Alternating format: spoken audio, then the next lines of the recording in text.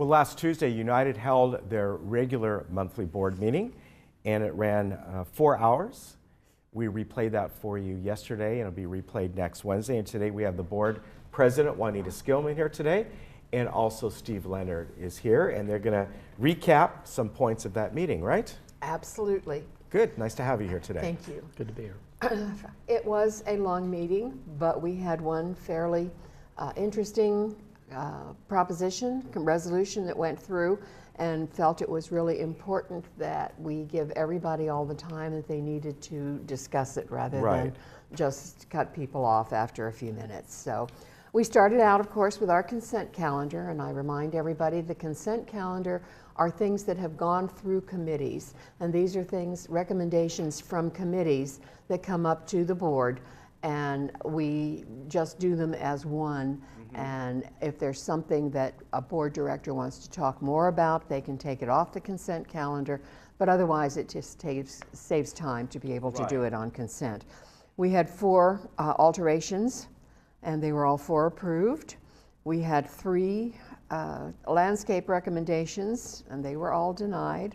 Mostly these are tree removals, and I know Maggie's been on here and talked about tree removals.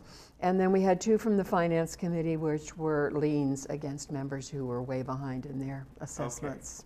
Okay. Then we got down to unfinished business, and the way we work at the board is everything goes through committee, and then it comes to the board, and we have a first reading. Right. And at that first reading, which in this case was back in December, then we vote to move it forward for a final vote. Usually it's 30 days. But when we have short months or whatever, we have to do longer than that. So it came to the February meeting. Some of the things that we looked at were an anti-discrimination policy. And a lot of people question, why do we need an anti-discrimination policy? It's state law, it's federal law, whatever. And our attorney, who was at our meeting, said this is a risk management thing. We've got to be sure if we were ever sued, if anything ever came up, we could say we do have a policy. And so that passed unanimously. And then that policy, if I recall, pretty much follows the state. It does, absolutely. And all of the mutuals have done the same one. So it's just kind of a safeguard that we put on our boots and on our books. And then we did also pass a standard for bathroom splits.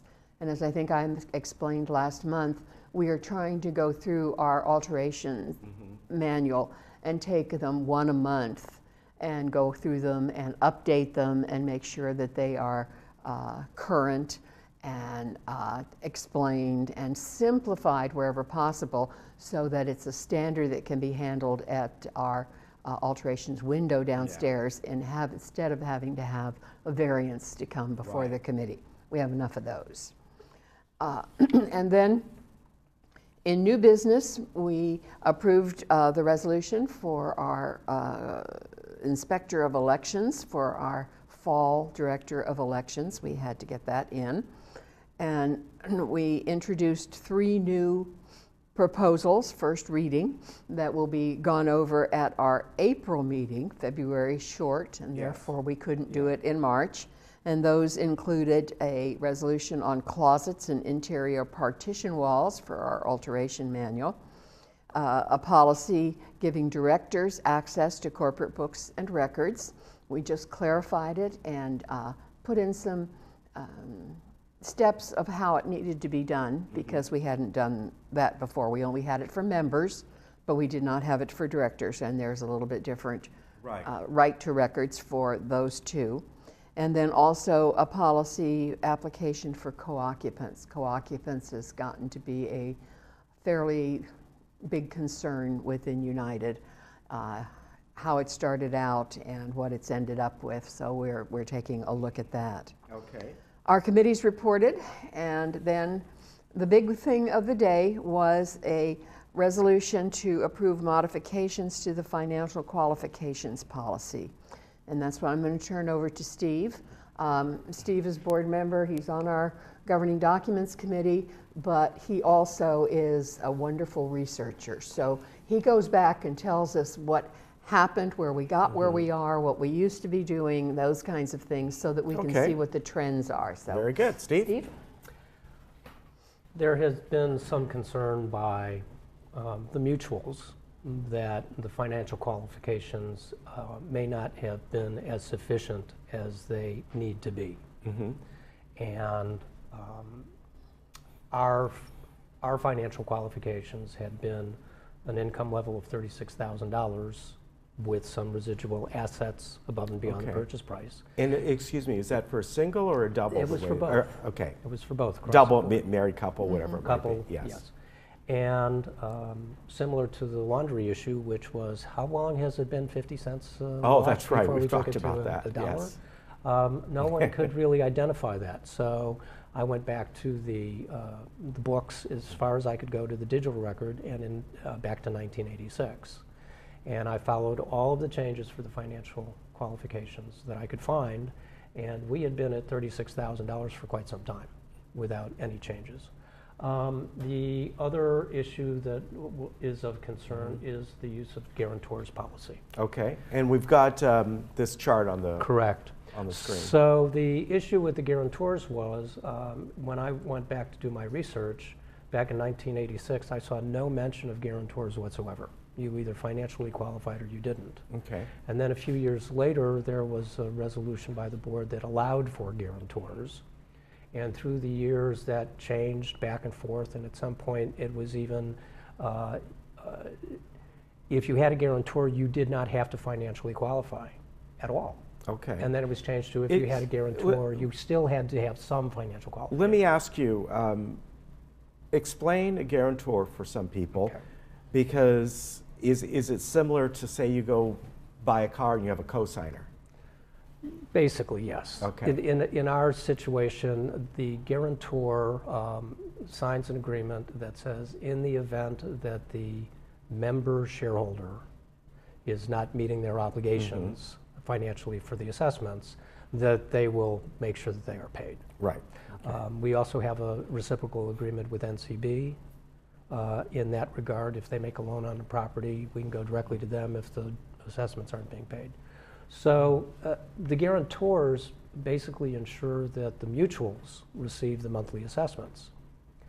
But what it doesn't do is it doesn't guarantee that the member shareholders who live in the units are still financially qualified to meet their own obligations, whether it's their health insurance or their groceries or their utility bills. So we've kind of gone round and round and had this conversation for some time, and out of the Governing Docs Committee, we made a recommendation that we just drop the guarantors altogether. I might add just that the guarantors were never guaranteed. In all of our bylaws and rules, it said it was at the discretion of the board. So it was not a given that you had to accept a guarantor. Right. Okay. So, and the board also has the discretion, according to our rules and bylaws, that even if we set policies for financial qualifications, that the board does have the latitude to make exceptions. For example, if you made $100,000 a year and you really didn't have a lot of assets, the board could say, you have sufficient income, we'll grant you a share. And vice versa, you may not have a lot of income. You may only get $20,000 a year in Social Security, but you have a $4 million retirement account. Right. The board can make an exception in policy. Okay. So nothing is written in stone, but we felt that the guarantor issue had some abuses, and it gave some false senses of securities to both the people purchasing and within the community.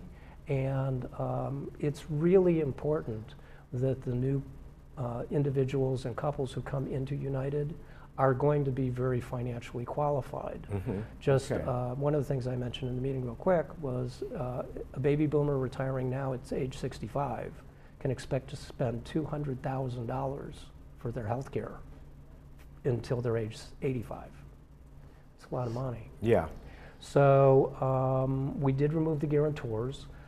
We raised the financial qualification from $36,000 to $40,000, and there is some conversation that we will be going back to Governing Docs and looking at making different qualifications for single individuals versus couples. Okay. So, let me ask you something along that, the singles versus couples. If they, whether it's one person or two people coming in and buying a one-bedroom unit, two-bedroom, share, you're right, but it's still going to cost the same amount whether there's one person or two people in there.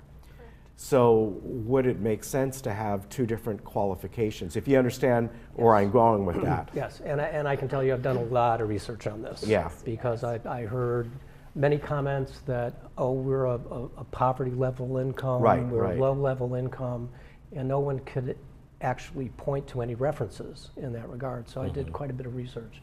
And actually, according to Pew Research, in California and Orange County, a single adult earning $31,000 is a middle income person in Orange County, and a couple earning $48,000 is middle income. I have to laugh at that because $48,000 in Orange County isn't going to go very far. No, unless maybe you bought your home 30, 40 years ago and it's paid off. I would consider that you couldn't even get a nice two-bedroom apartment for that price. Not. Well, for example, as a couple, they put aside here for housing $17,000 a year. So you're talking about $1,500 a month for rent. Yeah. But that's across the entire county. Right. Yeah. The differentials between Anaheim or Dana Point, for example. Yeah. And I also went to Social Security records. I went and dug pretty deep on this. And I did even my own budgets and said, if you made $30,000 a year as a single person, if you had no debt, you could be okay here. If you were a couple, you'd probably need 50% again more income to cover health care and additional costs. And the qualifier there is if you had no debt. Yes. Right. And we don't even take that into consideration when we look at applications. Okay. Yeah. So it's a complex issue. I said this is the first part of the puzzle. There are a few more pieces to come, and we're dedicated to making it the best it can be for everyone. All right. And guarantors have almost doubled in the last few years. And one of the concerns that we have is if the member dies, the guarantor can get their money back when the share is sold. But if the guarantor dies, we have no way of knowing, and we have no guarantee then that should something happen to the member, it was going to be paid. The biggest issue that kept coming up is, what about my heirs, my successor trustees, whatever? I want to leave this to my children, and maybe they can't qualify financially. Right. Well, even if they inherit the share, it's it's an asset. They still need to qualify both age-wise. Even if they're underage, if they inherit the share, they cannot move in and qualify for membership. And they do need to qualify financially, because if they're going to live here as a community, it's our responsibility to make sure that they're going to be able to sustain themselves. And so those are things that we had to look at. It was a close vote, but as I say, as Steve said, Governing Documents Committee is continuing to look at the different qualifications in light of today's market and today's incomes and those kinds of things. We have to be current. So I can tell you that we only have one thing on the agenda right now for March. Okay. These ones all come up in April because of the 30-day member. Right. And so we have one thing that's coming up in March, and that is approval of the handyman program, which has also generated a lot of interest.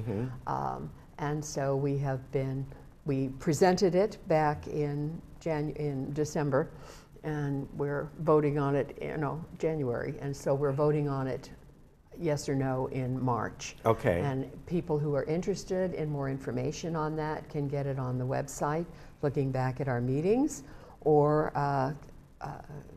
can request a copy of the resolution for the handyman program. And we hope we finally get that done. All right. Very good. I would like to just finish up by wishing all of our friends a happy Lunar New Year. I wore my red today. You wore your red. That's as lunar as I get. You know what this is? This is I forgot to wear this on Mardi Gras. Oh, okay. Tie. And I know you were saying you're from Louisiana. My father's family is all from Louisiana. So it was really interesting. In the meeting, I mentioned a king cake and that I had not been able to find one.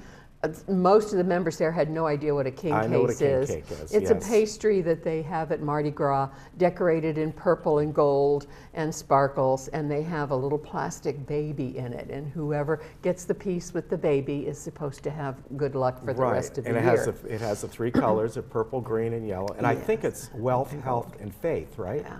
Am I right about that? Yes, I think so. Yes. So while we were on the air, our wonderful Catherine Lassiter up in the general manager's office called around and found a bakery in Mission Viejo that actually had one and brought it over. So we had it at our closed meeting in the afternoon, and I thought that was really, really nice. And I got the baby. You did? Wow. So pretty darn good. Very good, very good. Yes. Okay. Well, I mentioned the other day that that's some of my favorite food is the food of Creole and Cajun. And I've cooked a lot of it, and it's good stuff. Thank you for coming on. Okay, we appreciate it. Happy Lunar New Year, which is a wonderful celebration as well, and celebrate that if you want to. There's a lot of different celebrations going on, so that's equally fun as well. Absolutely. We have a very large Asian population in the village, and so I know this was a special day for them. Yeah, very good. Year of the Dog, right? Year of the Dog. All right. We'll be back in just a moment.